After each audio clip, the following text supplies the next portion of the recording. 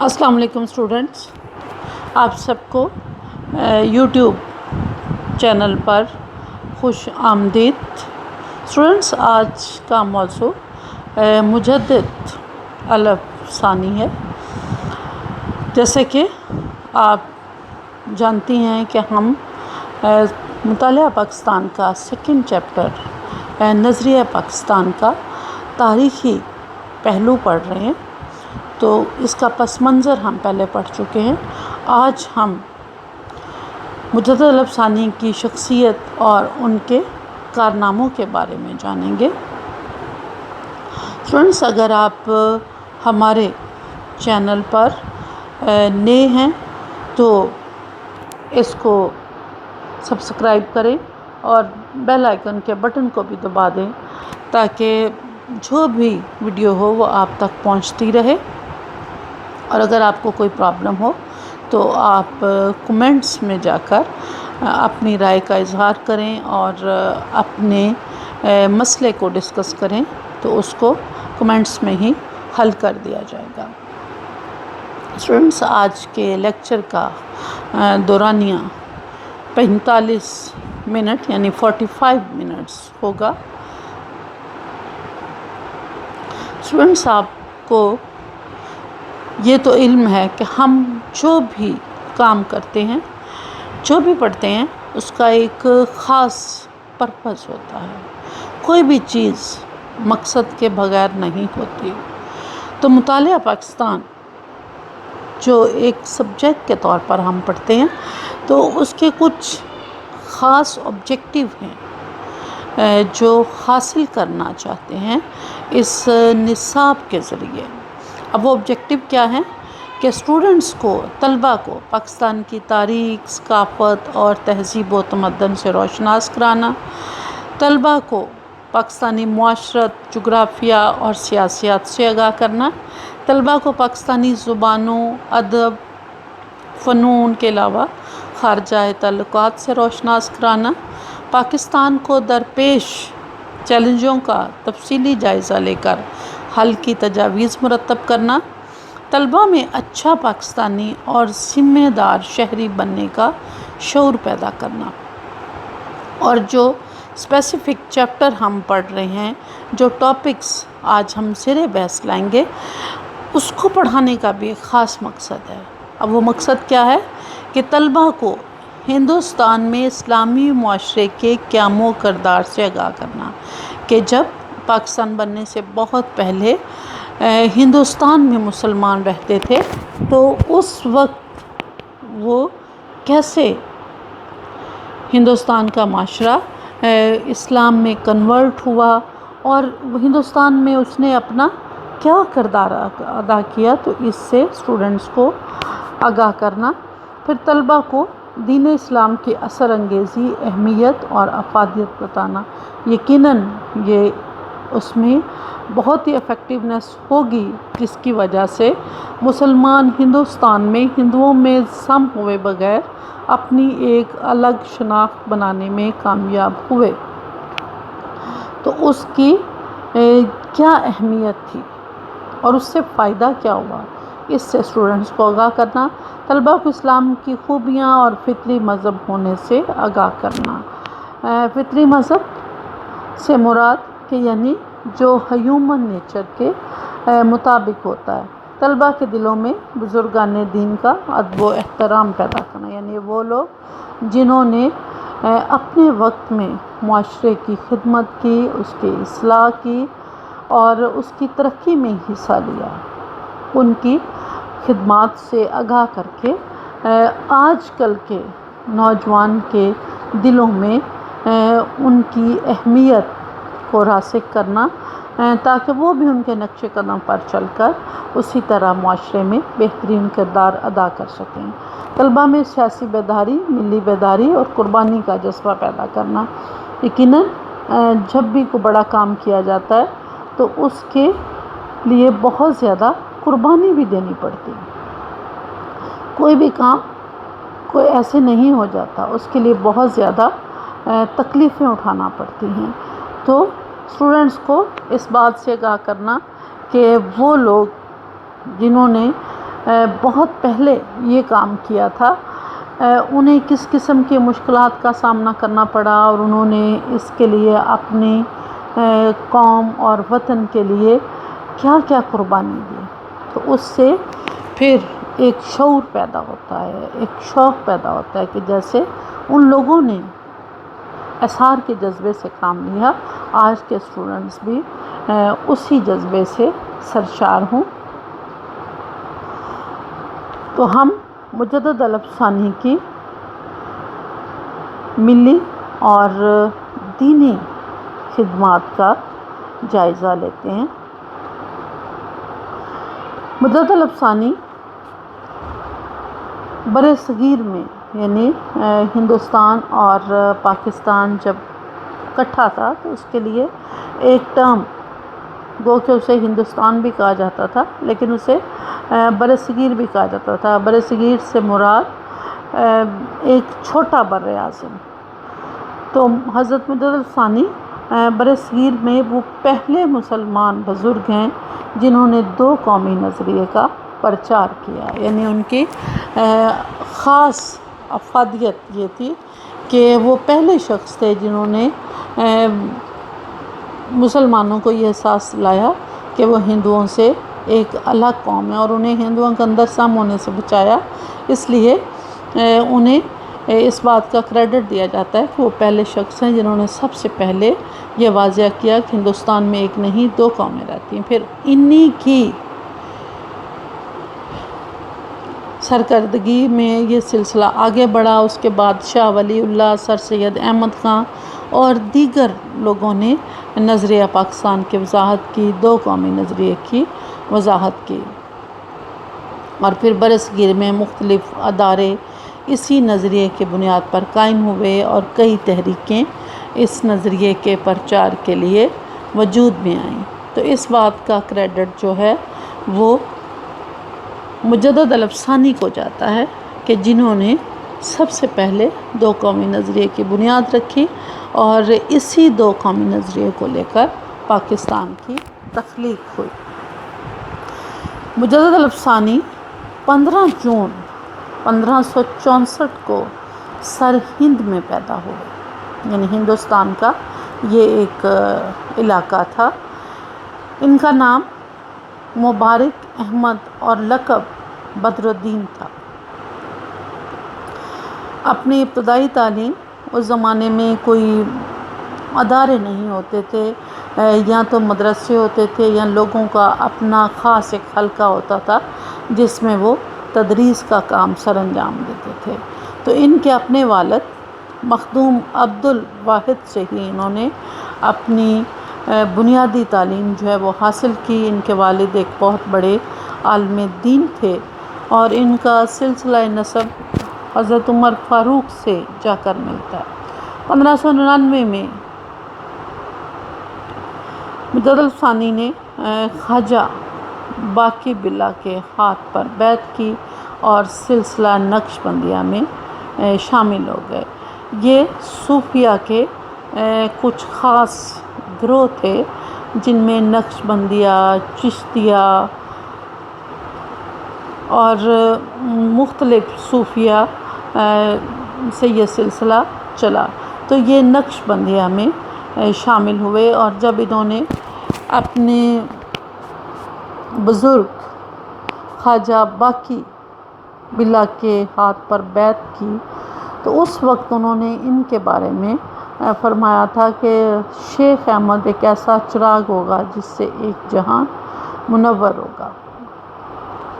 عام طور پر مجدد الف ثانی شیخ احمد سرہندی کے نام سے جانے جاتے تھے، اور مجدد الف ثانی یہ ان کو بعد میں خطاب ملا تھا۔ ان کے کارناموں کی وجہ سے اس کو آگے جا کر ڈسکس کریں گے، اور کچھ احادیث بھی تھی گو کہ ان سے یہ ضعیف حدیثوں میں سے ہے کہ اللہ تعالیٰ اس امت کے لیے ہر 1000 سال بعد ایک صاحب علم بزرگ مبعوث فرماتے رہیں گے جو اس کے دین کو نیا اور تازہ کرے گا، تو عمر بن عبدالعزیز کے بعد دوسرے 1000 سال کے مجدد شیخ احمد سرہندی مجدد ہوتا ہے، جو کہ تجدید کرتا ہے الف ثانی، یعنی کہ دوسرے 1000 سال میں۔ تو پہلا اس وقت گو کہ اسلام کو ابھی 100 سال ہوا تھا، تو عمر بن عبدالعزیز جو بنو امیہ کے خلیفہ تھے، انہوں نے جو بھی برائیاں بنو امیہ کی وجہ سے اسلام میں پیدا ہوئی تھیں انہیں دور کرنے کی کوشش کی، اور ان کو گزرے 1000 سال ہو گیا تھا۔ تو دوسرا وہ شخص مجدد الف ثانی کو سمجھا جاتا ہے، جنہوں نے ہندوستان میں مسلمانوں کے اندر جو خرابیاں پیدا ہو گئی تھیں ان کو دور کیا۔ 21 برس کی عمر میں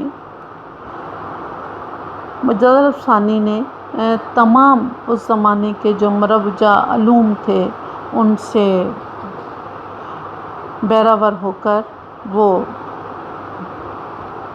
دوسرے اس زمانے میں صوفیہ کا سلسلہ بہت ہی عام تھا، اور بہت سارے لوگ کسی نہ کسی درویش کی بیعت کرتے تھے، اور پھر مرشد اور مرید کا ایک سلسلہ جو ہے وہ چلتا تھا۔ شروع میں باقی باللہ کے ساتھ منسلک ہونے سے پہلے وہ چشتیہ اور سہروردیہ، میں نے آپ کو بتایا کہ 2-3 سلسلے تھے، چشتیہ، سہروردیہ، نقش بندیہ۔ تو وہ شروع میں چشتیہ اور سہروردیہ سلسلوں سے منسلک ہوئے، بعد میں وہ نقش بندیہ سلسلے میں شامل ہو گئے، اور اس میں شامل ہونے کے بعد انہوں نے اپنے آپ کو مشرکانہ عقیدوں کے خاتمے اور اسلامی تعلیمات کے فروغ کے لیے وقف کر دیا۔ یعنی جب وہ نقش بندیہ سلسلے میں شامل ہوئے تو انہوں نے اپنی زندگی کا مقصد بنایا کہ اسلام کے اندر جتنے بھی دیگر ہندوؤں سے متاثر ہو کر جو عقائد شامل ہو گئے ہیں ان کو ختم کیا جائے گا، اور ان کی بجائے اسلامی تعلیمات کو فروغ دیا جائے گا۔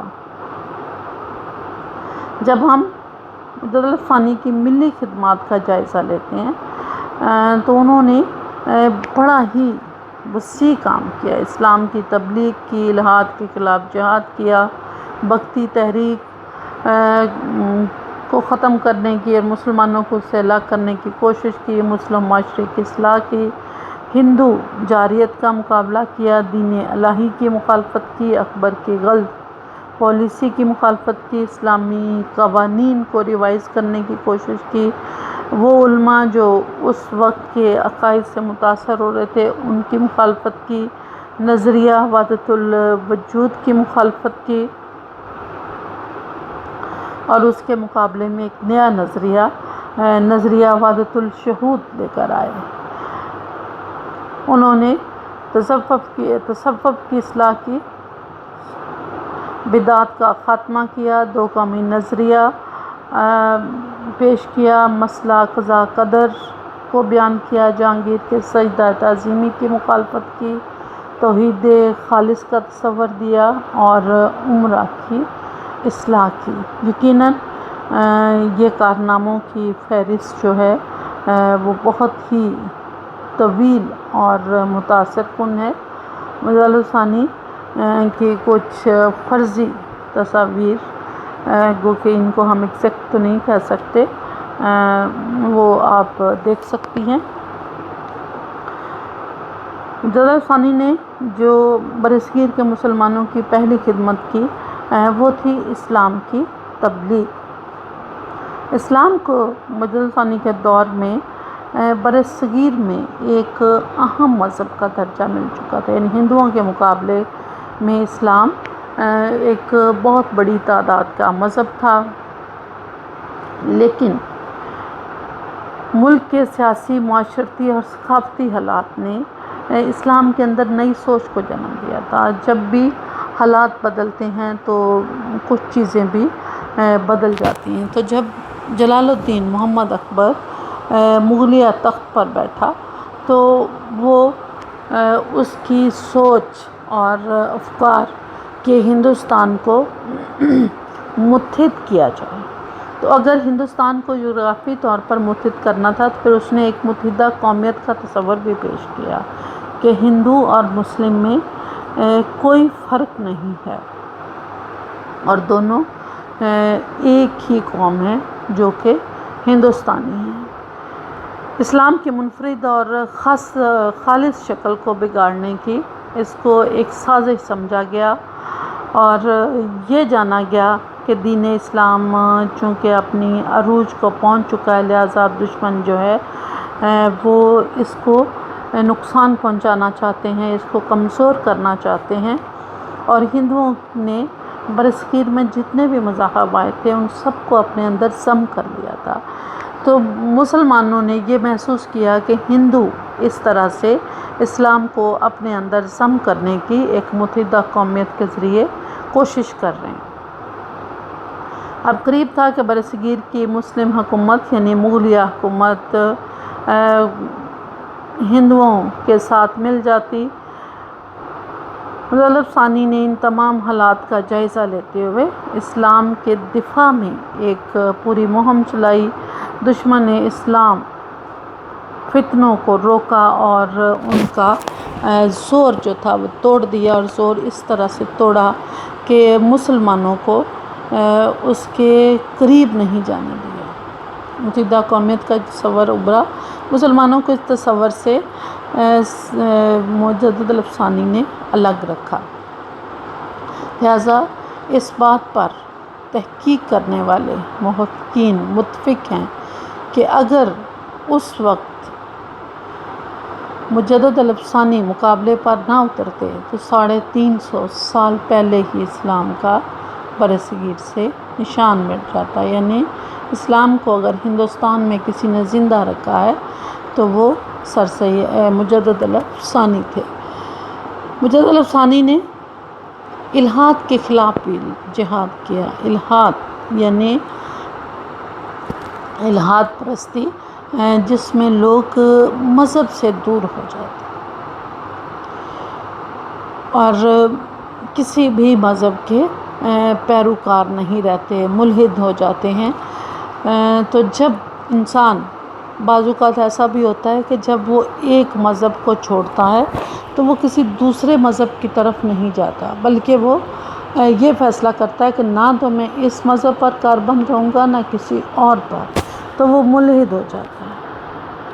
تو ان کے ان نظریات کو الحاد پرستی یعنی وہ لوگ جو کسی بھی مذہب کے پیروکار نہیں ہوتے اور خدا پر یقین نہیں رکھتے۔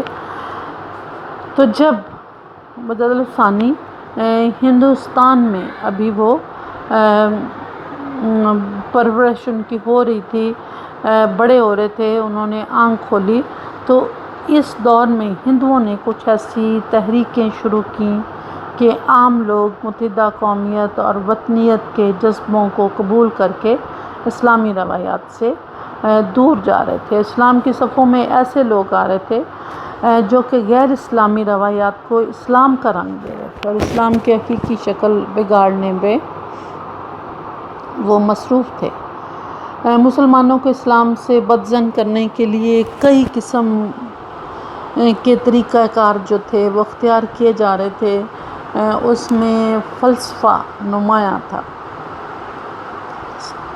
اور فلسفے کے علاوہ صوفی ازم، کیونکہ برصغیر میں جتنا بھی اسلام پھیلا وہ صوفیہ کے ذریعے پھیلا، لیکن کچھ صوفی ایسے بھی تھے جو شریعت کی بجائے الحاد پرستی کی طرف جا رہے تھے، یعنی فلسفہ اور تصوف کے ذریعے مسلمانوں کو اسلام سے دور کرنے کی کوشش کی گئی، اور اس کا نتیجہ یہ نکلا کہ الحاد اور بے دینی کی صورت نمایاں ہونے لگی۔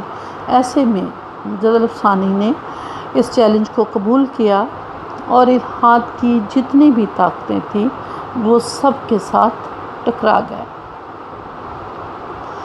بھکتی تحریک کے خلاف بھی مجدد الافسانی نے بھرپور جدوجہد کی۔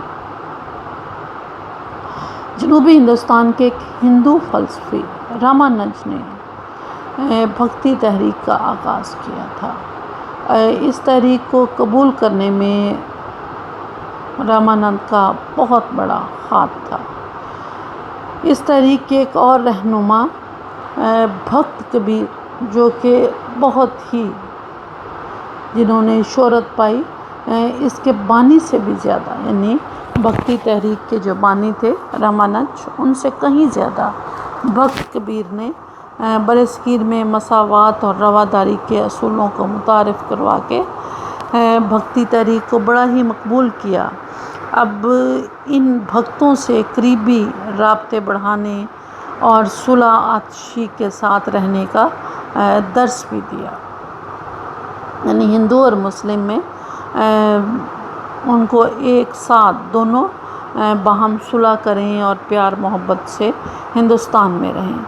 اب ہندوؤں کا نے جو اس میں تصور دیا بھکتی میں کہ رام اور رحیم میں کوئی فرق نہیں، خدا اور بھگوان ایک ہی ہستی ہیں، اور تمام انسان مختلف مذاہب میں رہتے ہوئے بھی ایک ذات کو ساری کائنات کا خالق سمجھتے ہیں اور اسی کی عبادت کرتے ہیں۔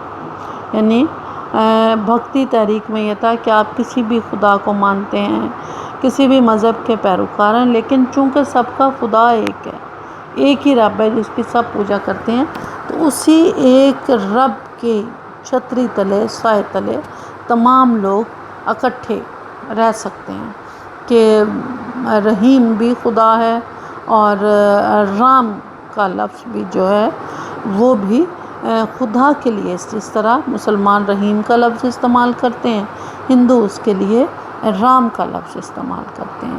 تو رام اور رحیم میں کوئی فرق نہیں ہے، مسلمان خدا کہتے ہیں، ہندو بھگوان کہتے ہیں، لیکن خدا بھی وہی ہے اور بھگوان بھی وہی ہے۔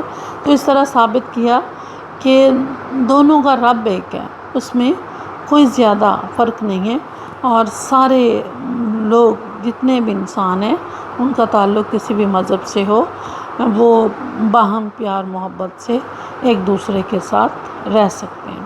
علامہ اقبال نے اپنی شاعری کا جب آغاز کیا تو انہوں نے بھکتی تحریک کی ہم نوائی میں ایک نظم بھی لکھی،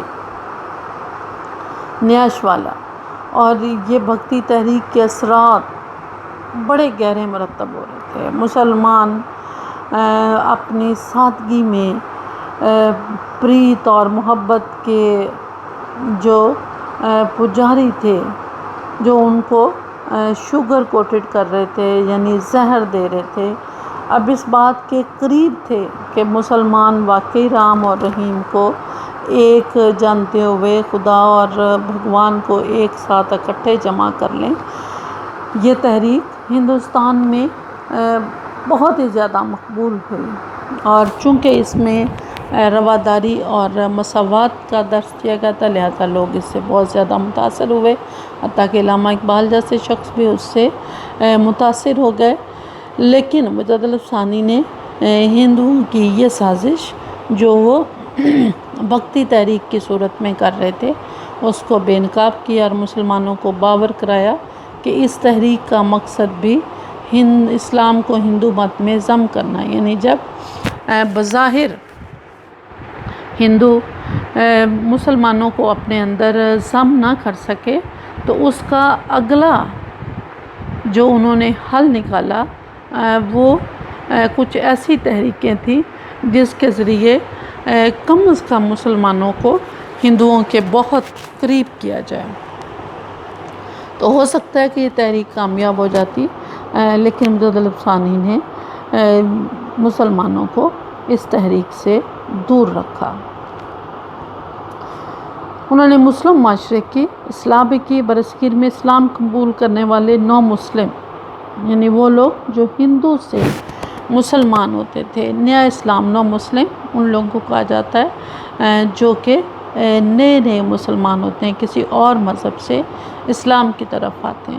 تو چونکہ وہ پہلے ہندو تھے اور انسان کی فطرت ہے کہ وہ بڑی جلدی کسی بھی پرانی چیز سے اپنا پیچھا چھڑا نہیں سکتا، تو وہ مسلمان ہونے کے بعد بھی ہندو تہواروں کو مناتے تھے، شادی بیاہ اور موت کی جو رسومات تھی وہ اس طرح سے کرتے تھے کہ اس میں ہندو اثرات نمایاں ہوتے تھے، اور جب اونچی ذات کے ہندوؤں نے اسلام قبول کیا تو وہی ہندوؤں میں جو ذات پات کا تصور ہے اور بڑا ہی شدید قسم کا تصور ہے، کوئی شخص اپنی ذات بدل نہیں سکتا اور کسی دوسری ذات کے ساتھ وہ شادی بیاہ اور دیگر معاملات میل جول نہیں رکھتا، تو وہی برتری انہوں نے اسی طرح قائم رکھی، اور اسلام قبول کرنے کے بعد بھی ذات پات کا تصور ان کے اندر بڑی شدت سے موجود رہا، اور یہ آج بھی موجود ہے۔ مطلب ثانی نے ان تمام چیلنجوں کا مقابلہ کیا، وہ ان ساری باتوں سے آگاہ تھے، لہٰذا انہوں نے مسلمانوں کو محفوظ کرنے کے لیے ایک لمبی جد و جہد کی اور انہیں خالصتاً اسلامی رنگ اختیار کرنے کے لیے آمادہ کیا، جتنے بھی غیر اسلامی شعار اور رسومات کی مخالفت کی اور مسلم معاشرے کی اصلاح کا بیڑا اٹھانے، یعنی وہ ساری رسم و رواج جو کہ ہندوؤں سے مسلمانوں میں آئے تھے ان کو ختم کرنے کی انہوں نے بھرپور کوشش کی۔ ہندو جاریت کا بھی مقابلہ کیا۔ اکبر نے، چونکہ اکبر صلح کی پالیسی پر آمادہ تھا، اس کا خیال یہ تھا کہ ہندو چونکہ ہندوستان میں اکثریت میں ہیں، لہٰذا انہیں بھی نوازا جائے، انہیں خوش کیا جائے، جس سے وہ حکومت کے خلاف جو ان کے دلوں میں رنجش ہے وہ ختم ہو جائے۔ تو اس نے بہت ہی فراخ دلی کا ثبوت دیا، یہ اس کی ایک بادشاہ کی ایک سلطنت کو مضبوط کرنے کے لیے ایک حکمت عملی تھی، اسی پالیسی کے تحت کہ ہندوؤں کو خوش کیا جائے، انہیں سلطنت کے کاموں میں شامل کیا جائے، ان کا تعاون حاصل کیا جائے، تو اس کے لیے اس نے ہندوؤں کو بڑے بڑے اعلیٰ عہدوں پر فائز کیا، اور پھر اس کے ساتھ ساتھ اس نے ہندوؤں سے رشتہ داریاں کی، یعنی بے شمار ہندو خواتین کے ساتھ اس نے شادی کی، اور شادی کے بعد کسی کو مذہب بدلنے پر مجبور نہیں کیا گیا، لہٰذا چونکہ ان سے رشتے ناتے تھے لہٰذا ان کی مذہبی رسومات کو بھی اپنا لیا گیا۔ اکبر کی حد سے بڑی ہوئی رواداری نے ہندوؤں کو اس بات کا موقع دیا کہ وہ دوبارہ اپنا احیا کریں، یعنی اپنا ریوائیول کریں، جو حکومت ان سے چھن چکی ہے، جس مقام و مرتبہ سے وہ محروم ہو چکے ہیں، اس کو اپنی قومیت کو پھر سے زندہ کریں، اور وہ رفتہ رفتہ بیدار ہو گئے، اور انہیں اپنی قوت کا احساس ہونے لگا کہ وہ تو ایک بہت بڑی طاقت ہیں۔ بڑے عرصے سے تقریباً 1206 میں قطب الدین ایبک نے باقاعدہ ایک اسلامی حکومت کی بنیاد رکھی تھی، اور اس کے بعد مسلسل مسلم حکومتیں ہندوستان میں قائم رہیں۔ تو ان پچھلے تقریباً اس اکبر کے آنے تک اس بات کو 350 سال ہو چکے تھے، تو 350 سال کی غلامی میں ہندوؤں بہت دب چکے تھے، لیکن جیسے ہی اکبر نے انہیں آزادی دی تو ان کے اندر بھی یہ اپنی غلامی کا احساس پیدا ہوا، اور پھر انہیں ان کے اندر طاقت مند ہونے کا احساس ہوا۔ احمد الطیف ثانی اپنے ایک خط میں وہ اکبر کے ساتھ خط و کتابت بھی کرتے تھے، وہ لکھتے ہیں کہ اکبر کے دور میں احمد الطیف ثانی نے اس وقت کے کچھ لوگوں کے ساتھ خط و کتابت کی تھی، اور اپنے خط میں لکھا تھا کہ اکبر کے دور میں ہندو اتنے دلیر ہو گئے تھے کہ متھرا کے ایک برہمن نے مسجد کی اینٹوں اور پتھروں پر قبضہ کر کے ایک مندر تعمیر کر لیا، یعنی کوئی مسجد گر گئی تھی تو بجائے اس کے کہ اس سے مسجد بنائی جاتی، لیکن چونکہ اب ان کے اندر ایک طاقت پیدا ہو چکی تھی، اس نے مسجد کا مٹیریل استعمال کرتے ہوئے مندر تعمیر کر لیا۔ جب مسلمانوں نے مزاحمت کی تو اس نے رسول کی شان میں گستاخی کی۔ صدر الصدور نے اسے سزائے موت دی تو درباری عمرا نے ہنگامہ کھڑا کر دیا، یعنی شان رسول میں گستاخی کی وجہ سے اسے سزائے موت دی گئی۔ تو اکبر کے درباری جو تھے انہوں نے اس بات پر ہنگامہ کیا کہ موت کی سزا جو ہے وہ نہیں دی جا سکتی۔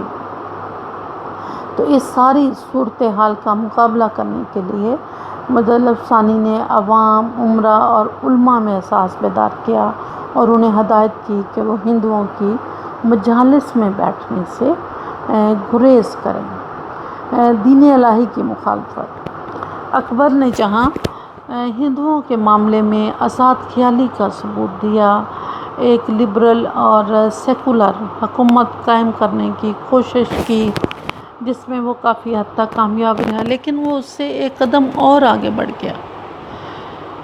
اکبر کا خیال تھا کہ ہندوؤں کو اعتماد میں لیے بغیر ہندوستان میں ایک مضبوط اور مستحکم حکومت قائم نہیں ہو سکتی، اور یہ اسی صورت میں ممکن تھا کہ ہندوستان کی تمام قوموں بالخصوص ہندوؤں اور مسلمانوں کو ایک مشترکہ مذہب پر متحد کیا جائے۔ اب وہ مشترکہ مذہب اس نے دین الہی یا اس کا دوسرا نام توحید الہی بھی ہے کہ نام سے ایک نیا سرکاری مذہب بنا دیا۔ اور یہ مذہب کیسے بنایا گیا کہ کچھ چیزیں مسلمانوں سے لی گئیں، کچھ ہندوؤں سے لی گئیں۔ تو اس طرح اکبر نے دین الہی کے نام سے ایک نیا مذہب بنا کے اسے اپنی سلطنت میں 1582 میں رائج کر دیا۔ مطلب ثانی نے اپنے مرشد خواجہ باقی باللہ کے ساتھ مل کر اکبر کے اس نئے مذہب کا بھرپور مقابلہ کیا، اس کے خلاف تحریک چلائی، اراکین سلطنت، عمرا اور عوام کو اس دین کی مشکوک حیثیت اور کھوکھلے پن سے آگاہ کیا، یعنی انہیں بتایا کہ اس مذہب کا اسلام کے ساتھ کوئی تعلق نہیں ہے، یہ ایک سرکاری کاوش ہے جس کا مقصد سلطنت کو متحد رکھنا ہے۔ اور یہ مطلب ثانی کی کوشش کا ہی نتیجہ تھا کہ اکبر کی موت کے ساتھ ہی اس کا مذہب بھی ختم ہو گیا۔ دین الہی صرف اکبر کی موت تک چلا تھا، اکبر کی موت کے بعد دین الہی ختم ہو گیا تھا۔ اس کے بعد کسی اور بادشاہ نے اس مذہب کی سرپرستی نہیں کی تھی۔ اور اکبر کو یہ مشورہ اس کے ایک شیخ مبارک کے فرزند ابو الفضل اور فیضی نے دیا تھا۔ اکبر کے 9 رتن تھے۔ اکبر نے اپنے دربار میں بہت ہی پڑھے لکھے علماء اور اسکالرس کو جمع کیا تھا۔ ان سب نے مل کر اکبر کو اس نئے راستے پر ڈالا اور اسے یہ بات باور کرائی کہ ہندوستان کو ایک نئے مذہب کی بڑی شدید ضرورت ہے، لہٰذا انہی مشیروں کے اما پر اس نے چند مذاہب، مختلف مذاہب کو اکٹھا کیا، ہر کسی سے کچھ اصول لے اور اسے دین الہی کرا۔ دین الہی کیا تھا؟ اس میں بادشاہ کو خدا کا اوتار کہا جانے لگا۔ اب خدا، یہ ہندوؤں کے ہاں یہ تصور تھا کہ خدا کے اوتار زمین پر آتے ہیں، شیو، وشنو، کرشن اور رام، جن کو ہندوؤں میں بھگوان کی حیثیت حاصل ہے، ان سب کو خدا کا اوتار سمجھا جاتا تھا۔ اب یہاں خدا کا اوتار بادشاہ ہے، یعنی ایسا شخص ہوتا ہے جس کے اندر خدا خود حلول کر جاتا ہے۔ یہ حلول ایک باقاعدہ ایک نظریہ ہے کہ کسی چیز کا کسی چیز کے اندر مل جانا۔ تو اوتار وہ ہوتا ہے جس کی شکل میں رب جو ہے وہ زمین پر آتا ہے۔ تو ظاہر ہے کہ اگر وہ خدا کا اوتار ہے اس کے اندر رب حلول کر چکا ہے، تو اس کے لیے سجدہ تعظیمی لازمی قرار دیا گیا، یعنی جو بھی شخص اس کے سامنے آئے گا اسے سجدہ کرے گا۔ پھر مسجد اور مندر دونوں میں کوئی فرق نہیں ہوگا، دونوں یکساں ہوں گے۔ اس میں وہ تمام رسومات شامل کر لی گئیں جو ہندو مت کا حصہ تھیں۔ اب اکبر کی سیکولر پالیسی اور کی وجہ سے ایسا گروہ فیضی اور ابو الفضل کی قیادت میں ابھر چکا تھا جو توحید پر ایمان لانے کے لیے رسالت کی ضرورت کا قائل نہیں تھا، یعنی ان کے خیال میں اگر اللہ کو ماننا ہے، اللہ کو ایک ماننا ہے، تو اس کے لیے کسی نبی کی کوئی ضرورت نہیں۔ ہر انسان جو ہے وہ ڈائریکٹ بھی خدا تک پہنچ سکتا ہے، یعنی انہوں نے نبوت کی ضرورت اور اہمیت دونوں ہی ختم کر دی ہے۔ یعنی اب حضرت محمد صلی اللہ علیہ وسلم پر ایمان لانا مسلمانوں کے لیے ضروری نہ رہا۔ مطلب ثانی نے اب اکبر دور کی ان تمام غیر اسلامی نظریات کی زبردست مخالفت کی، ان تمام عقائد کی تردید میں رد میں ایک رسالہ اثبات النبوت لکھا، جس میں نبی کریم صلی اللہ علیہ وسلم کی ضرورت کو دلائل اور شواہد سے ثابت کیا۔ اس طرح انکار نبوت اور حدیث کے اس فتنے کی ابتدا میں ہی بےخونی کر کے دین اسلام کی ایک بڑی خدمت سر انجام دی۔ بےخونی کر کے یعنی اس کا خاتمہ کر کے اسلام کو جو ایک ظاہر ہے کہ رسالت کے بغیر اسلام مکمل نہیں ہو سکتا، اور پھر رسالت میں بھی یہ ایک نبی صلی اللہ علیہ وسلم کو آخری نبی مانا جائے۔ مسلمان وہ ہوگا جو اس بات پر یقین کرتا ہے کہ نبوت ختم ہو چکی، جو اس بات پر یقین کرتا ہے کہ نبوت ختم نہیں ہوئی وہ بھی مسلمان نہیں ہوتا۔ لیکن یہاں تو یہ معاملہ تھا کہ سرے سے آخری نبی ماننے کے بجائے انہوں نے تو نبوت کا تصور ہی ختم کرنے کی کوشش کی۔ جب نبوت ختم ہوئی تو ظاہر ہے کہ احادیث تو ساری نبی کریم صلی اللہ علیہ وسلم کی زندگی اور آپ کی سنت پر مبنی تھی، حدیث بھی ختم ہو گئی۔ تو یہ ایک مسلمانوں کے اندر بہت بڑا فتنہ پیدا ہو رہا تھا، جس کو ابتدا میں ختم کیا گیا۔ پھر اس کے علاوہ سجدہ اللہ تعالیٰ کے علاوہ کسی کو بھی روا نہیں۔ اسلامی شریعت کی روح سے سجدہ صرف خدا کو کیا جا سکتا ہے، کسی کو بھی سجدہ تعظیمی نہیں کیا جا سکتا۔ اور پھر رام اور رحیم کے باطل نظریے کی مطلب ثانی نے مخالفت کی۔ اکبر کی بے دینی اور حد سے بڑھ کر رواداری کی وجہ سے مسلم معاشرے میں ہندوانہ رسم و رواج نے بھی جگہ پا لی تھی۔ ان کے خاتمے کے لیے بھی مجدد ثانی نے کوشش کی۔ اکبر کے لادینی نظریات، ہندو عورتوں سے شادی کی وجہ سے جو اسلامی معاشرت میں ایک نیا فتنہ پیدا ہوا تھا، اسلامی نظریات کو نقصان پہنچ رہا تھا، اس سلسلے میں بھی انہوں نے سخت رویہ اختیار کیا اور مسلمانوں کو ہندوؤں سے قطعی طور پر الگ رہنے کی تلقین کی۔ انہوں نے اکبر کے ذہنی انتشار کی کیفیتوں اور دین اسلام کو کمزور کرنے کی کوششوں کے ساتھ ساتھ علماء اور اونچے طبقے کی کمزور طبعی اور نام نہاد صوفیوں کے لحاظ کی بھی مذمت کی۔ جو لوگ دربار میں رہتے تھے تو درباریوں کی ایک اپنی کمزوریاں ہوتی ہیں، عہدوں کا لالچ، مختلف سازشیں، اور کوئی نہ کوئی اگر کوئی منصب حاصل نہیں ہوا تو اس کے حصول کی کوشش کرنا، اور منصب حاصل ہو گیا ہے اس منصب پر قائم رہنے کی کوشش، تو اس سے کئی قسم کے اونچے طبقے کے اندر مسائل پیدا ہو چکے تھے، اور پھر عالموں نے بھی عہدوں کا لالچ شروع کر دیا۔ جب عالم درباری ہو جائیں گے تو ظاہر ہے کہ جو کمزوریاں درباریوں میں تھی وہ ان کے اندر بھی آئیں گی.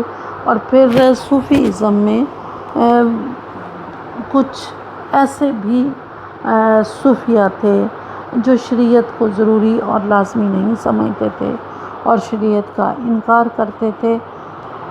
شریعت کے انکار سے ظاہر ہے کہ وہ کسی بھی مذہب کے پیروکار نہیں رہتے تھے، وہ الہاد کی طرف مائل ہو جاتے. تو ان سب چیزوں کی مجدد طلب ثانی نے مخالفت کی اور مخالفت کر کے اسلام کو پھر سے ایک خالص مذہب بنانے کی کوشش کی.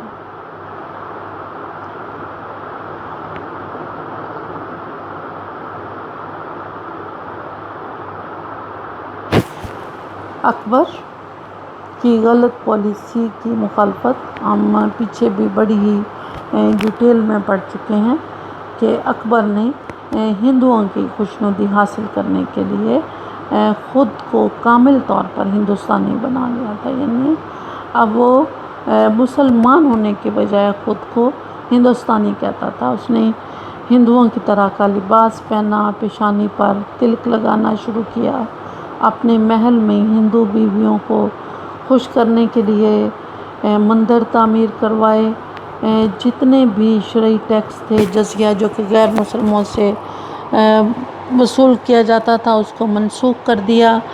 گائے جو ہندوؤں کے نزدیک مقدس تھی، اس کے ذبح پر پابندی عائد کر دی. بادشاہ کے لیے تعظیمی سجدہ لازم کیا.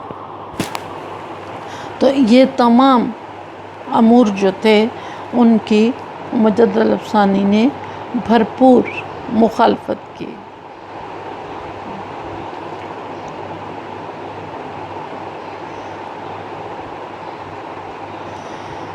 نہ صرف انہوں نے اکبر کے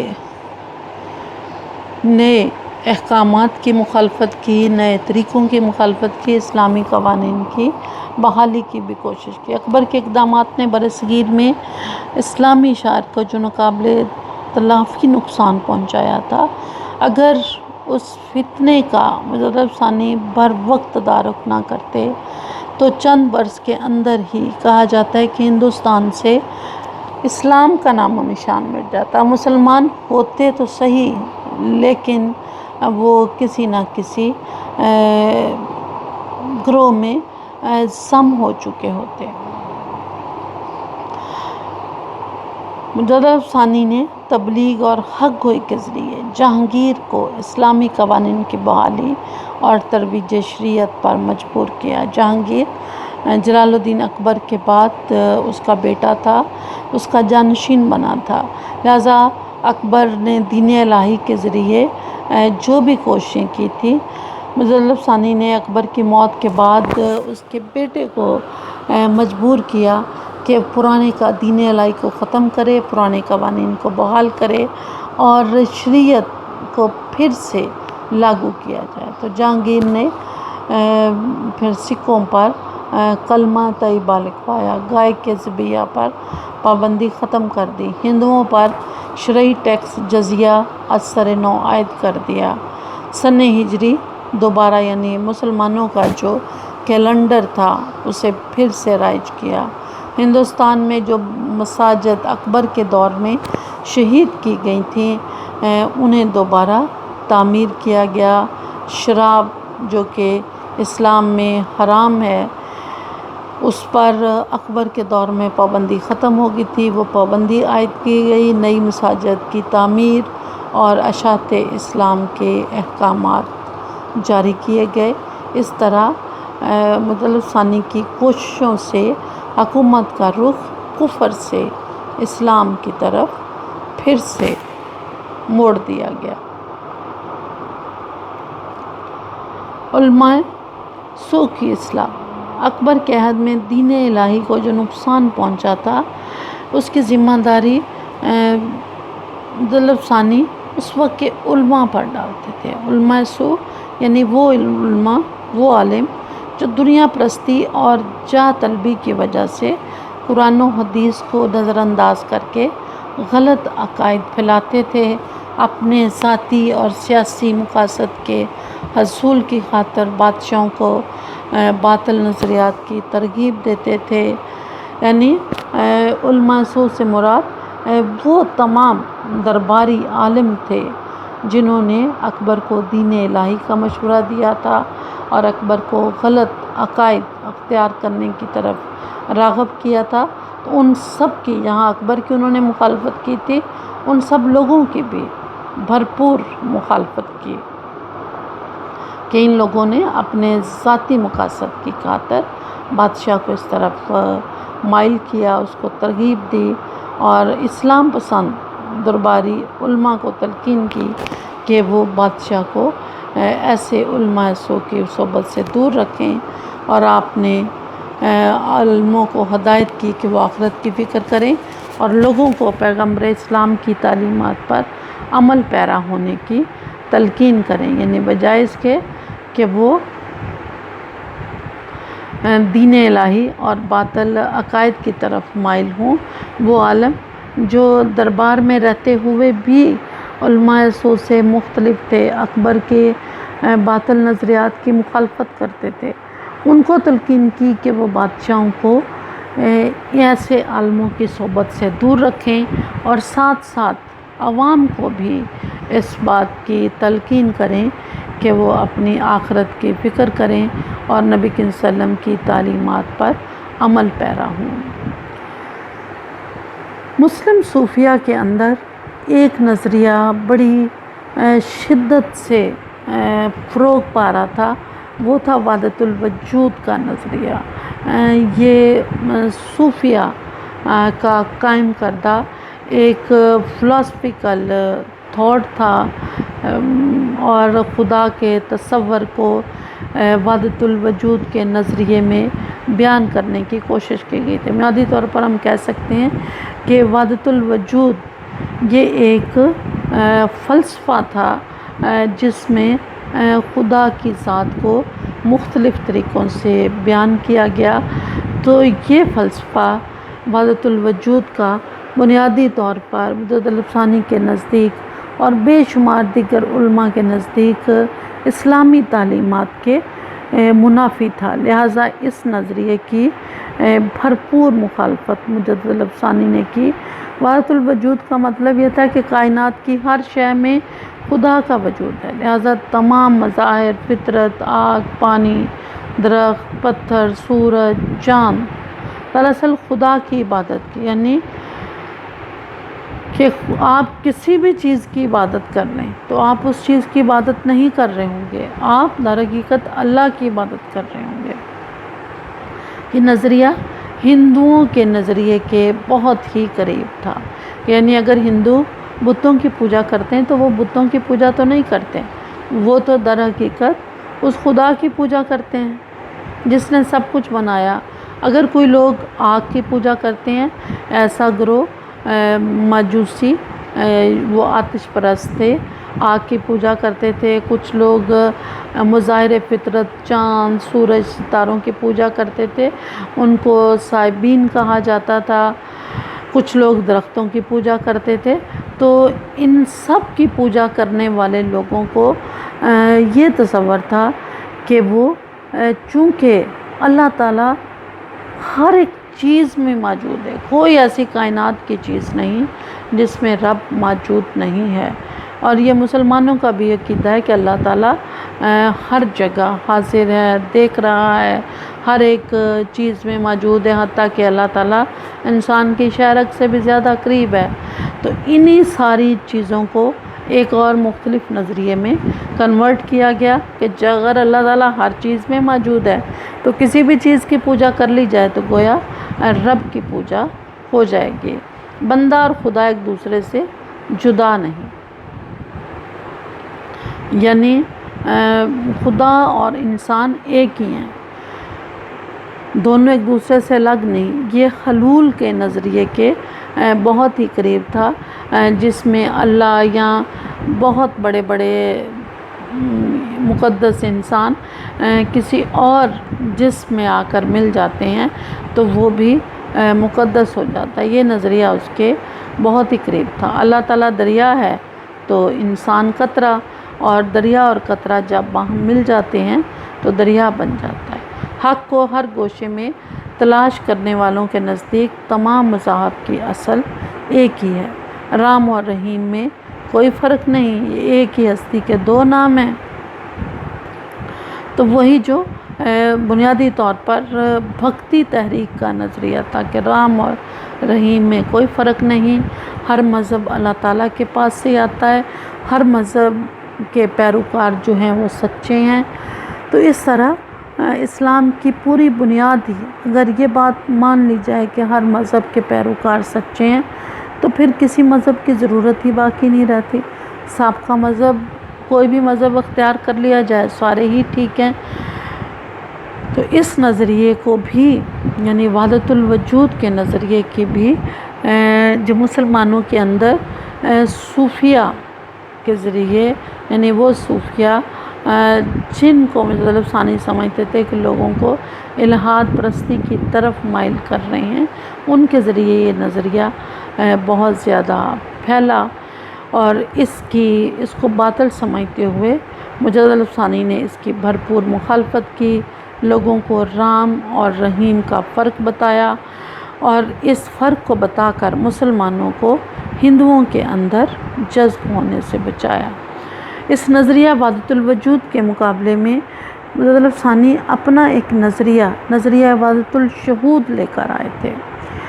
وحدت الوجود کے جواب میں انہوں نے نظریہ وحدت الشہود پیش کیا تھا، جس میں آپ نے بتایا کہ دنیا اور خالق میں وہی رشتہ ہے جو خالق اور مخلوق میں ہوتا ہے۔ آپ نے آن الحق کی بجائے آنا عبدہ میں اس کا بندہ ہوں، اور ہم اوس کی بجائے ہم از اوس سب کچھ اسی کا نعرہ بلند کیا۔ آن الحق کا نعرہ یعنی وہ جو یہ کہتے تھے کہ بندے اور خدا میں کوئی فرق نہیں، خدا دریا ہے، انسان قطرہ ہے، جب دونوں مل جاتے ہیں تو دریا پھر سے ایک ہو جاتا ہے۔ تو اس کے جواب میں انہوں نے بتایا کہ انسان جو ہے وہ مخلوق ہے اور اس کو ایک خالق نے بنایا، یعنی دونوں کے درمیان فرق ہے۔ انسان بندہ اسی کا ہے لیکن وہ مخلوق ہے، بندہ ہے اور وہ خالق ہے، دونوں کے درمیان ایک فاصلہ، ایک فرق ہے۔ اور پھر آن الحق کہ میں ہی حق ہوں، یہ حسین بن منصور نے بنو عباس کے آخری زمانے میں یہ ایک صوفی بزرگ تھے جنہوں نے یہ نعرہ لگایا تھا، وہ ہر وقت کہتے تھے آن الحق۔ ان کو بھی اسی نعرے کی جرم میں قتل کیا گیا تھا، اور اسلامی تاریخ کی حسین بن منصور ایک بڑی ہی متنازع شخصیت ہیں۔ کچھ لوگ ان سے بہت ہی متاثر تھے اور ان کے خیال میں کہ وہ خدا کی محبت میں اس درجے تک پہنچ گئے جس میں انہیں کوئی فرق نظر نہیں آتا تھا، لیکن کچھ کے خیال میں کہ حسین نے شریعت کو نظر انداز کر کے درست نہیں کیا، یعنی ان کے مخالف بھی تھے، ان کے حامی بھی تھے، لیکن آن الحق کا نعرہ حسین بن منصور کے بعد اس طرح سے تو کسی نے نہ لگایا، لیکن کسی نہ کسی صورت میں موجود رہا۔ تو اس کے جواب میں آن الحق کے جواب میں ایک نیا نعرہ لگایا گیا کہ میں اس کا آنا عبدہ کہ میں بندہ ہوں، میں حق نہیں ہوں، میں عبد ہوں، بندہ ہوں، اور میں جو ہے وہ سب کچھ اسی کا ہے کا نعرہ بلند کیا۔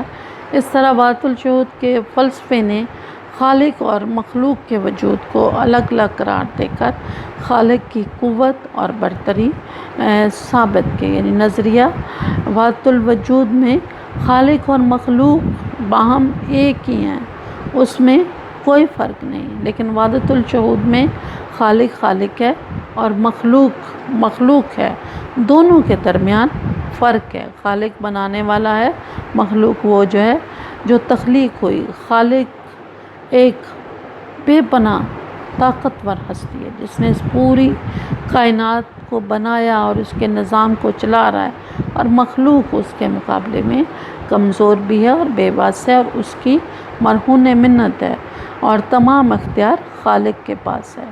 مخلوق کے پاس اسی کے ہی عطا کیے ہوئے کچھ نعمتیں ہیں جن سے وہ زندگی میں فائدہ اٹھاتا ہے۔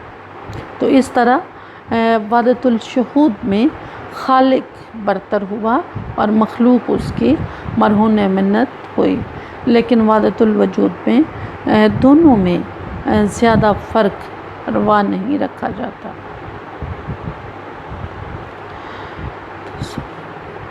ضلف ثانی نے تصوف کی بھی اصلاح کی، یعنی یہ ان کی ایک بہت بڑی خدمت ہے کہ مسلمان گو کہ ہندوستان میں مسلم صوفیہ کا کردار بہت ہی مثبت رہا، اور اسلام کے فروغ میں انہوں نے بھرپور کردار ادا کیا، بلکہ اگر دیکھا جائے تو زیادہ تر ہندو جو مسلمان ہوئے مسلم صوفیہ کے کردار سے ہی متاثر ہو کر ہوئے، لیکن وقت کے ساتھ ساتھ اس میں بھی باطل عقائد جو تھے وہ شامل ہو گئے تھے، لہٰذا ان کی اصلاح کی گئی، لوگوں کو بتایا کہ اگر صوفیہ کا کلام احکام شرعی کے مطابق نہیں تو وہ تقلید کے قائل نہیں، اور پھر ہندوستان کے پرانے سلسلوں کو چھوڑ کر انہوں نے اپنے طریقے کی اشاعت کی جس طرح اسلامی شریعت میں کی جاتی تھی۔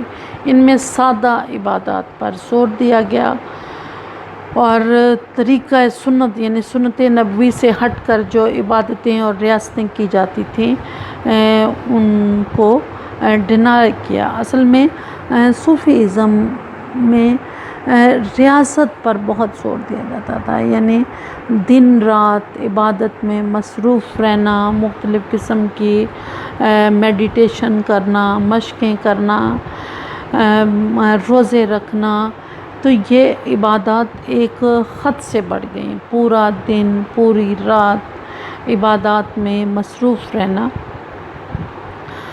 تو یہ ریاستیں بنیادی طور پر یونان اور ہندوستان کے برہمن جوگی بھی کرتے تھے۔ ہندوستان میں برہمن جوگی سالہ سال تک ایک ہی جگہ بیٹھ کر ایک ہی نام کی مالا جپتے رہتے تھے۔ وہی چیز مسلمانوں کے اندر بھی آئی، اور پھر اس کے بعد بے شمار ایسی طاقتیں جب وہ ایک خاص ریاست کے بعد فارغ ہوتے تھے تو انہیں کچھ معجزات اور طاقتیں مل جاتی تھیں، تو ان سارے تصورات کو ہندوستانی اور یونانی قرار دے کر جو کہ شریعت کے مطابق نہیں تھیں، ضلف ثانی کے خیال میں یہ گمراہی اور خسارے کے سوا ان سے کچھ بھی حاصل نہیں ہوتا۔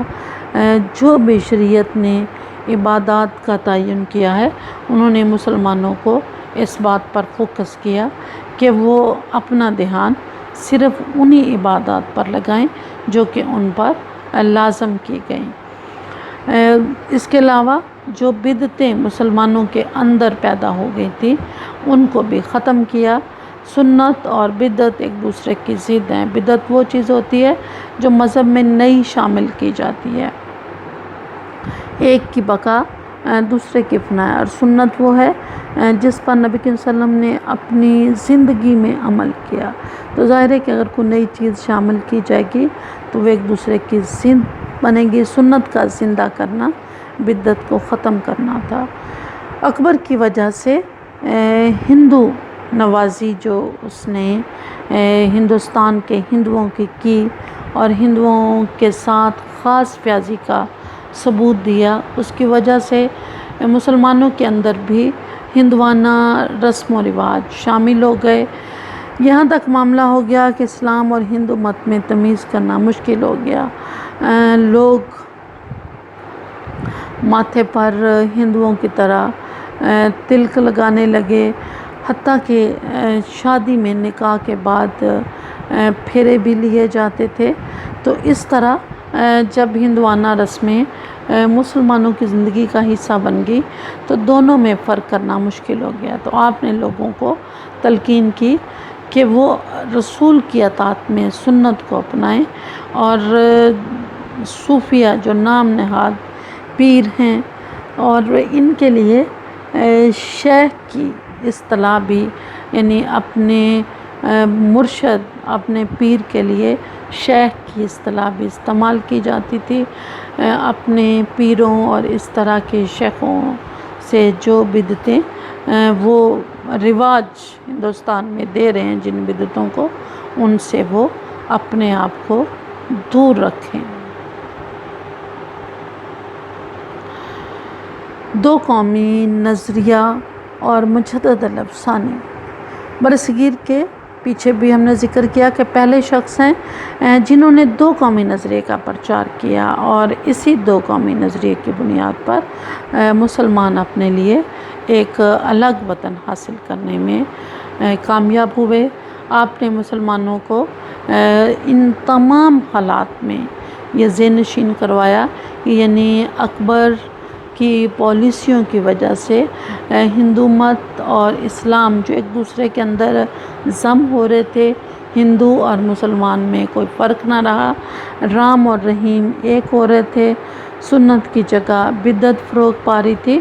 ان سارے حالات میں مجدد الافسانی نے مسلمانوں کو یہ بات ذہن نشین کروائی کہ وہ ہندوؤں سے الگ ہیں، اپنے جداگانہ تشخص کو وہ ہر حالت میں برقرار رکھیں، اور یہ دور جو مسلمانوں کے لیے تاریکی کا دور ہے، ڈارکنس کا دور ہے، اس میں اسلامی شعار یعنی اسلام کی جتنی بھی نشانیاں ہیں، رسومات ہیں، ان کے تحفظ کا ہر ممکن اہتمام کریں۔ اس سے واضح ہوتا ہے کہ آپ وہ پہلی مسلمان شخصیت ہیں جنہوں نے برصغیر میں علیحدہ مسلم قومیت کا نظریہ سب سے پہلے پیش کیا۔ مسئلہ قضاء و قدر جو مسلمانوں کے اندر ایک اور نئی چیز روک پا رہی تھی، اس کو بھی ختم کیا۔ یہ بھی ایک فلسفیانہ بحث تھی۔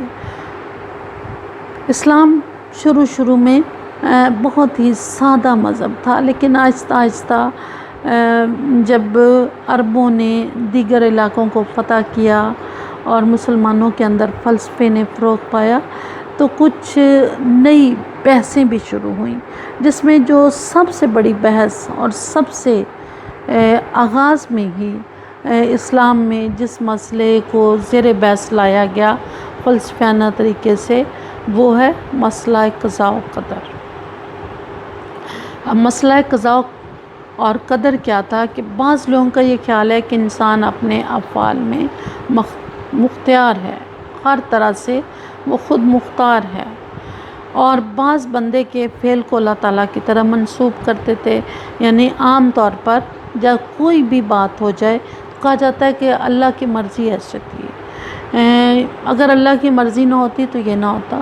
اس میں اچھے کام بھی ہوتے ہیں، برے بھی ہوتے ہیں۔ انسان کی زندگی میں عام مسلمانوں کو یہ عقیدہ ہے کہ جو کچھ بھی ہوتا ہے وہ اس کی تقدیر میں لکھا ہوا ہے، اور جب تقدیر میں لکھا ہوا ہے تو ظاہر ہے کہ وہ ہو جاتا ہے، بندے کا اس میں کوئی قصور نہیں۔ لیکن کچھ اس بات پر یقین رکھتے ہیں کہ اگر بندہ برے کام کرتا ہے، خدا نے انسان کو شعور دیا ہے، اس کو یہ بتا دیا ہے کہ کیا ٹھیک ہے کیا غلط ہے۔ اگر وہ غلط کی طرف جاتا ہے تو ظاہر ہے کہ اس میں بندے کا اپنا قصور ہے، اگر وہ ٹھیک پہ چلتا ہے تو اس کو اس کی جزا ملے گی، اگر وہ برے کام کرتا ہے تو اسے اس کی سزا ملے گی۔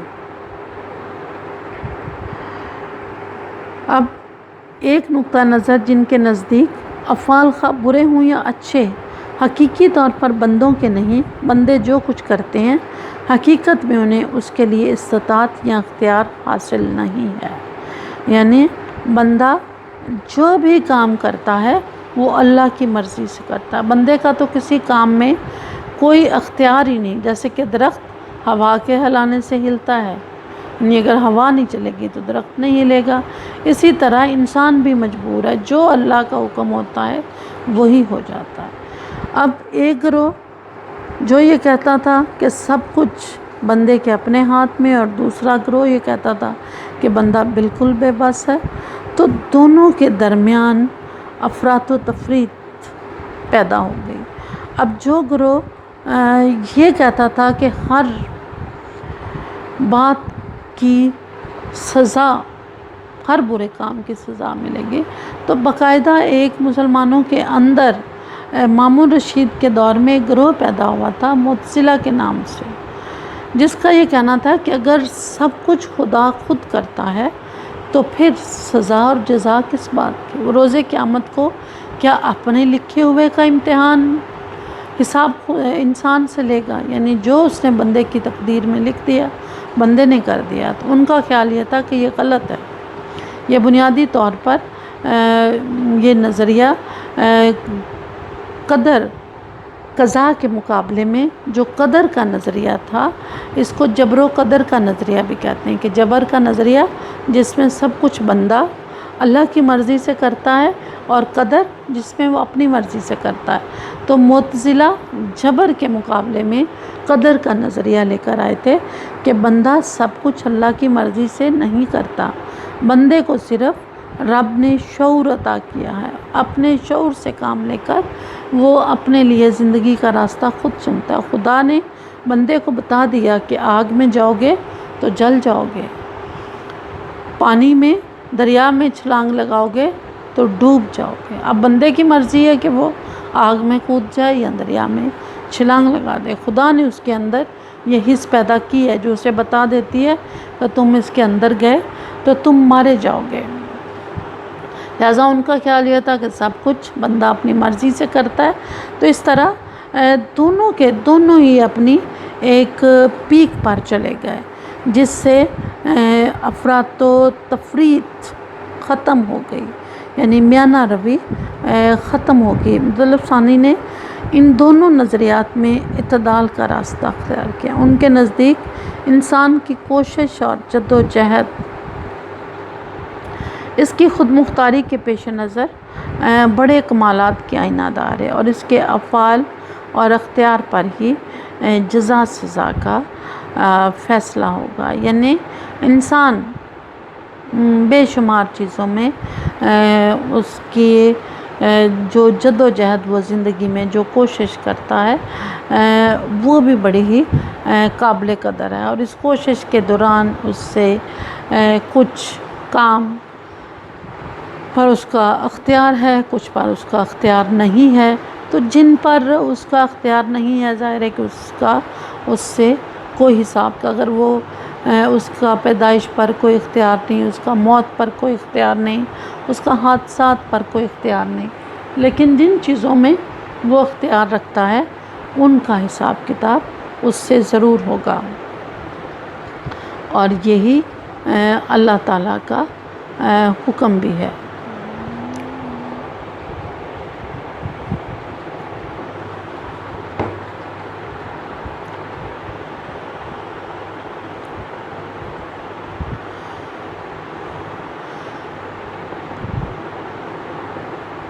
عمرہ کی اصلاح بھی مطلب ثانی نے کرنے کی کوشش کی۔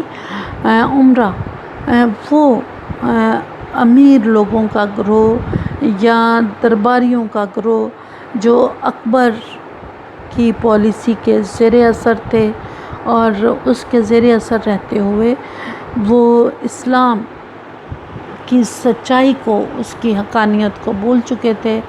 مجدد ثانی نے انہیں پھر سے آگاہ کیا، انہیں خبردار کیا کہ وہ پیغمبر اسلام صلی اللہ علیہ وسلم کی تعلیمات پر اور سنت پر عمل کریں، اسلام کے بتائے ہوئے سیدھے اصولوں کو ہندوؤں کی رسم و رواج سے وہ غلط ملت نہ کریں، یعنی دین میں وہ بدعتوں کو اور غلوں کو شامل نہ کریں، اور انہیں خبردار بھی کیا کہ اگر انہوں نے اسلام پر عمل نہ کیا تو صرف ان کی عاقبت ہی خراب نہیں ہوگی بلکہ اس دنیا میں بھی وہ ذلیل و رسوا ہوں گے۔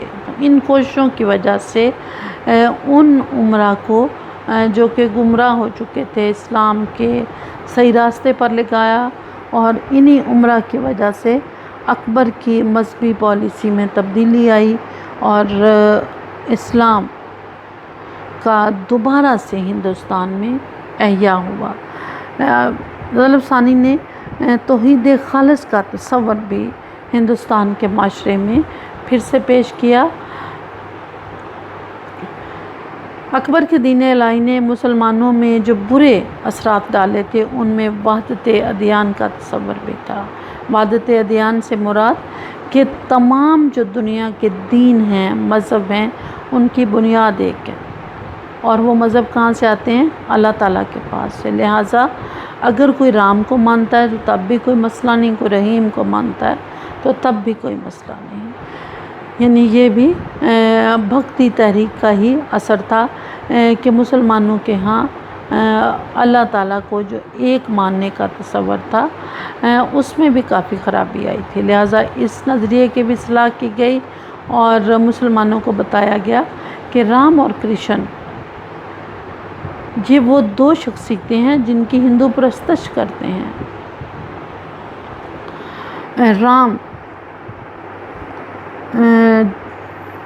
رام جو سیتا کے شوہر تھے، رام اور سیتا کی کہانی ہندوؤں کی مقدس کتاب رامائن میں لکھی ہوئی ہے۔ اس رامائن کے مطابق رام جو ایک ہندو راجا بھی تھے اور ان کی ایک بڑی طویل کہانی ہے کہ رام ایودھیا کے راجا کے بیٹے تھے، تو ان کے باپ نے اپنی بیوی سے وعدہ کیا تھا کہ وہ ان کی ہر خواہش کو پورا کریں گے۔ تو ان کی اس بیوی نے، جو کہ رام کی سوتیلی ماں تھی، یہ خواہش کی کہ اس کے بیٹے بھرت کو، چونکہ وعدہ کیا گیا تھا کہ اس کی خواہش کو پورا کیا جائے گا، لہٰذا اس کے بیٹے بھرت کو رام کی جگہ ولی عہد بنایا جائے۔ لیکن وہ پہلے رام کو ولی عہد بنا چکے تھے، تو رام نے اپنے والد کو مشکل سے بچانے کے لیے خود ہی بنواس لے لیا اور 12 سال کے لیے اپنی بیوی سیتا کو لے کر جنگل میں چلے گئے۔ وہاں سیتا کو سری لنکا کا ایک ظالم شخص راون اٹھا کر لے گیا، اور پھر رام نے راون کے ساتھ جنگ کی اور سیتا کو واپس لے کر آئے۔ تو اس واقعے کی طرف انہوں نے اشارہ کیا کہ رام تو سیتا کو بچا نہیں سکے تھے اور راون انہیں اٹھا کر لے گیا تھا۔ اگر رام میں اتنی طاقت ہوتی تو وہ اپنی بیوی کی حفاظت کرتے، اگر وہ اپنی بیوی کی حفاظت نہیں کر سکے تو وہ دوسروں کی حفاظت کیا کریں گے۔ اور پھر رام کی پیدائش سے بہت پہلے رحیم، جو اللہ تعالیٰ کا ایک نام ہے، وہ موجود تھا۔ رحیم ہمیشہ سے ہے، ہمیشہ رہے گا۔ رام ہمیشہ سے نہ تھا اور نہ ہی اب ہے، کہ رام ایک انسان تھا اور انسان جو ہیں وہ آتے اور جاتے رہتے ہیں، لیکن رحیم رب کی ایک خوبی ہے اور رب ہمیشہ سے ہے اور ہمیشہ رہے گا۔ لہٰذا نہ رحیم رام ہے اور نہ ہی سب ادیان کی اصل ہے کہ ہر دین اپنے اپنے وقت پر آتا ہے اور پھر وہ ختم ہو جاتا ہے، اور پھر سب سے آخر میں اللہ تعالیٰ نے اسلام کو ایک دین کے طور پر بھیجا جو کہ پوری دنیا کے لیے ہے اور قیامت تک کے لیے ہے۔ اکبر کے علاوہ غالب ثانی نے جہانگیر کے دور میں جو خرابیاں پیدا ہو چکی تھی انہیں بھی دور کرنے کی کوشش کی۔ اکبر کے مرنے کے بعد جہانگیر جب تخت پر بیٹھا، گو کہ بعد میں اس نے اپنی اصلاح کی، لیکن شروع میں وہ اپنے باپ کے نقش قدم پر چلا اور جتنی بھی غیر اسلامی عقائد تھے ان کو اس نے اپنائے رکھا۔ لیکن غالب ثانی نے جہانگیر کے جس طرح اکبر کے دربار میں وہ مسلسل اپنی آواز بلند کرتے تھے، لیکن اکبر نے ان کی ایک نہ سنی، لیکن جہانگیر کے دربار میں بھی وہ اپنی آواز غیر اسلامی عقائد کے خلاف بلند کرتے رہے اور پھر آہستہ آہستہ ان کا حلقہ وسیع سے وسیع ہوتا چلا گیا۔ جہانگیر کے درباریوں نے اس کو اکسایا اور کہ یہ شخص سازش کر رہا ہے، تعظیمی سجدے کو ناجائز کہتا ہے، اور وہ دن دور نہیں کہ جب یہ مغلیہ سلطنت پر قبضہ کر لے گا۔ جہانگیر نے انہیں اپنے دربار میں بلایا اور جو مسنون طریقہ تھا اس کے مطابق جہانگیر کو انہوں نے اسلام کیا، مگر اس نے آداب شاہانہ اور تعظیمی سجدے کا مطالبہ کیا۔ تو جواب میں مظفر ثانی نے جہانگیر کو باور کرایا کہ میرا سر رب کے سوا کسی اور کے سامنے جھک نہیں سکتا، لیکن جہانگیر اور اس کے درباریوں نے پھر بھی اصرار کیا۔ جب آپ نہ مانے تو انہوں نے آپ کو قید کر دیا اور گوالیر کے قید خانے میں آپ قید رہے۔ وہاں بھی آپ نے اپنا مشن جاری رکھا۔ تقریباً 1 سال تک آپ قید رہے، لیکن 1 سال کے دوران آپ نے اپنا مشن نہیں چھوڑا، اپنا تبلیغی مشن وہ اسی طرح قید میں بھی سر انجام دیتے رہے، یہاں تک کہ جہانگیر نے آپ کی بات مان لی۔ سجدہ تعظیمی کا اس نے خاتمہ کر دیا، ذبیحہ گاہوں پر جو پابندی تھی اس کا بھی خاتمہ کیا، اور تمام مساجد کو دوبارہ سے تعمیر کیا۔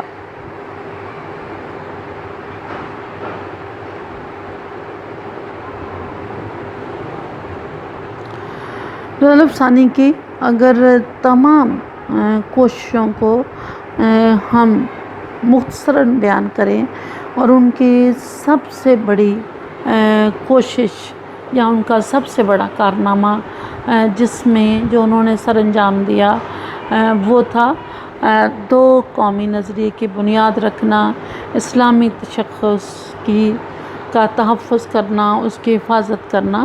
اس کو اب ہم تفصیل سے اس کا جائزہ لیتے ہیں، یعنی مظفر ثانی کی بے شمار خدمات جو انہوں نے سر انجام دی، اس سب کا نتیجہ کیا نکلا کہ اسلامی تشخص کا تحفظ ہوا۔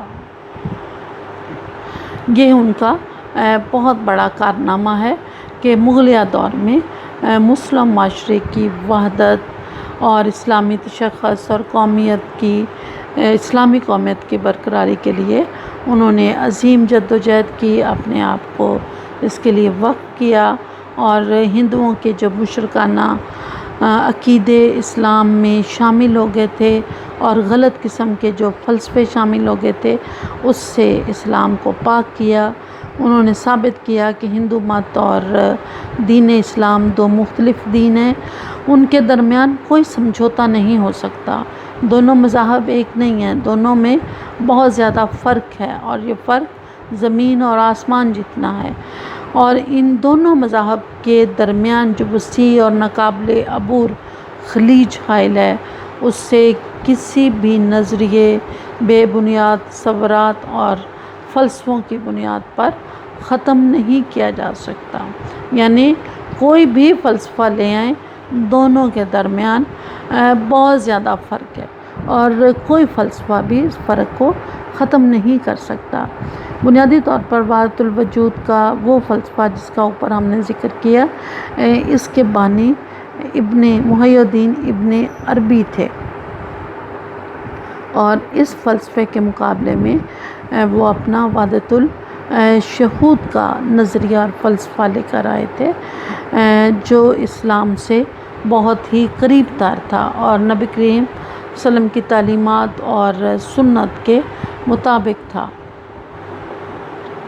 انہوں نے مسلمانوں کے اندر عشق رسول کو پھر سے پیدا کرنے کی کوشش کی، اور مسلمانوں کو باور کرایا کہ نبی کریم صلی اللہ علیہ وسلم کی پوری زندگی ایک سراپا رحمت تھی، اور انہوں نے اپنی تبلیغ اور حق گوئی کے ذریعے مسلمانوں کے عقائد و اقدار کی جو انہوں نے شامل کر لیے تھے، اس کی ہندوؤں کے عقائد جو مسلمانوں کے اندر شامل ہو گئے تھے انہیں الگ کر کے خالص مسلمانوں کے عقائد و اقدار کی حفاظت کی۔ ہندوستان میں اسلامی عظمت کی بحالی کے لیے پھر ایک بھرپور کوشش کی۔ ان کا ایک اور کارنامہ مطلق العنان بادشاہت کو حدود اللہ کی طرف مائل کرنے کی بھی کوشش کی۔ پورے ہندوستان کا اکبر بادشاہ تھا اور اتنے بڑے سلطنت کا بادشاہ یقیناً کئی قسم کے باطل عقائد کی طرف بھی مائل ہو سکتا تھا۔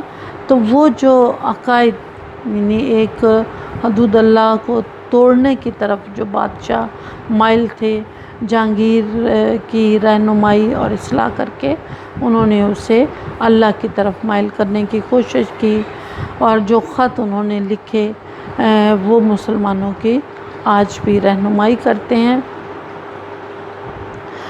ڈاکٹر اشتیاق حسین قریشی نے امجد الف ثانی کی تمام کوششوں کو پر ایک مضمون باندھا ہے، یعنی جو بھی کوشش امجد الف ثانی نے کی اس کے جو اثرات مرتب ہوئے ان کا ذکر وہ ان لفظوں میں کرتے ہیں کہ جہانگیر کے دور حکومت میں شیخ احمد سرہندی المعروف بامجد الف ثانی آگے آئے اور آپ کی مسلسل کوششوں سے تحریک احیاء دین کا آغاز ہوا۔ چنانچہ اس انقلاب اور تبدیلی کے نتیجے میں سیاسی سطح پر جو کوشش کی گئی وہ اکبر، جہانگیر، شاہ جہاں اور اورنگزیب عالمگیر کے درباروں کی بدلتی ہوئی فضا میں مطالعہ کی جا سکتی ہے۔ یعنی جو انہوں نے کوشش کی، اکبر جس نے ہر چیز کو تبدیل کیا، جہانگیر جس نے ان تبدیلیوں کو ختم کر دیا، اور شاہ جہاں کے دور میں تقریباً اعتدال کا ماحول رہا، لیکن اورنگزیب عالمگیر کے دربار میں پھر سے اسلامی رنگ غالب آیا۔ اکبر بادشاہ آزاد خیالی اور الحاد کا نقطۂ عروج تھا۔ جہانگیر کی تخت نشینی سے اس آزاد خیالی کا زوال شروع ہوا۔ شاہ جہاں اگرچہ ایک پارسا سنی مسلمان تھا اور دربار میں کسی قسم کی مذہبی ڈھیل برداشت نہیں کرتا تھا، لیکن اس نے غیر سنیوں کو بھی مطمئن رکھا۔ اورنگزیب عالمگیر سنت کا نشان نصرت تھا۔ ڈاکٹر قریشی کا یہ جامع تبصرہ واضح طور پر حضرت مجدد الف ثانی کی ان کوششوں کی عکاسی کرتا ہے، اس کی طرف نشاندہی کرتا ہے جن کی بدولت وہ مطلق العنان بادشاہت کو حدود اللہ کی جانب موڑنے میں خاصی حد تک کامیاب رہے۔ الف ثانی نے اپنی ذات میں بلا شبہ وہ انجمن اور بذات خود وہ ایک عظیم تحریک تھے، یعنی کوئی انہوں نے اپنے دور میں بہت بڑی تحریک نہیں چلائی، بلکہ وہ اکیلے ہی اپنے اس مشن کے لیے جد و جہد کرتے رہے اور اس مشن میں وہ کامیاب ہوئے۔ جو کام ایک بہت بڑی تحریک بھی سر انجام نہ دے سکتی تھی وہ اکیلے مجدد الف ثانی نے سر انجام دیا۔ وہ اپنی ذات میں ایک پوری تحریک تھے۔ شاہ ولی اللہ نے ان کے چراغ سے فکر و نظر کے کئی چراغ روشن کیے، یعنی وہ ایک چراغ جو مجدد الف ثانی نے جلایا تھا، شاہ ولی اللہ نے اس سے نظریات کے اور کئی چراغ روشن کیے۔ پھر علامہ اقبال نے مجدد الف ثانی کے ان الفاظ میں خراج عقیدت پیش کیا اور ان کے جذبہ ایمانی کی تعریف کی۔ گردن نہ جھکی جس کی جہانگیر کے آگے، جس کے نفس کرم سے ہے گرمی احرار، وہ ہند میں سرمایہ ملت کا نگہباں، اللہ نے بھر وقت کیا جس کو خبردار۔ مختصر یہ کہ برصغیر پاک و ہند کی اسلامی تاریخ میں مجدد الف ثانی کا نام سر فہرست نظر آتا ہے۔ انہوں نے اس خطے میں جو اسلامی خدمات سر انجام دیں وہ آب زر سے یعنی سونے کے پانی سے لکھنے کے قابل ہیں۔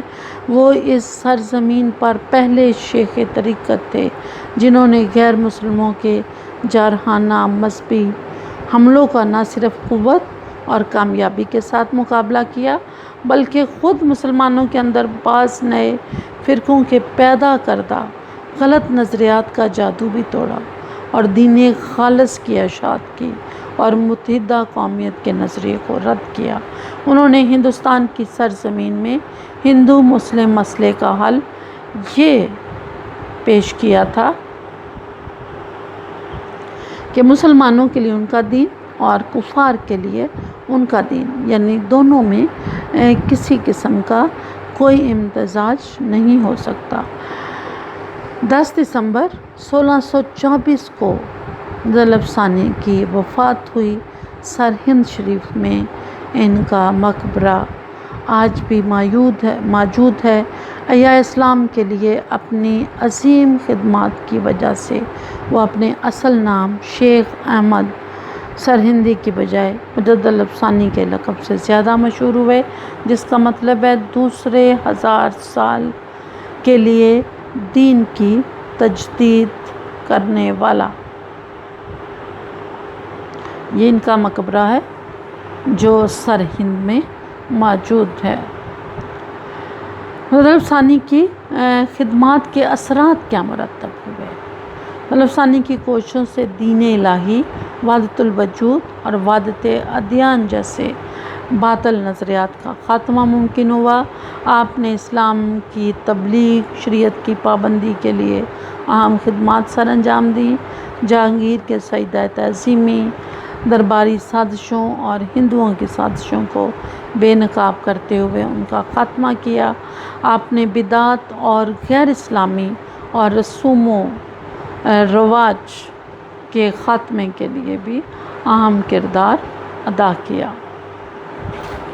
غرض یہ کہ طلب ثانی نے کفر و شرک کے زور کو توڑا، لاتعداد غیر مسلموں کو اسلامی حلقے میں داخل کیا، اسلام کو خالص رنگ میں رکھا، اکبر اعظم کے جھوٹے دین کی قلعی سب کے سامنے کھولی، صوفیہ کے غلط نظریات پر شدید تنقید کر کے اسلامی شعائر اور شریعت کو اپنانے کا درس دیا، سجدہ تعظیمی کی رسم کو کچلا، اسلام کو ہندو مت میں ضم نہ ہونے دیا، اور آنے والی مسلم نسلوں نے بھی آپ کے ان افکار سے فائدہ اٹھایا اور صدیوں بعد پاکستان ان کی ہی تجویز کردہ اساس پر قائم ہوا، یعنی دو قومی نظریہ پر۔ گمراہی اور بے دینی کی فضا میں طلب ثانی نے اصلاحی تحریک چلائی اور بلا شبہ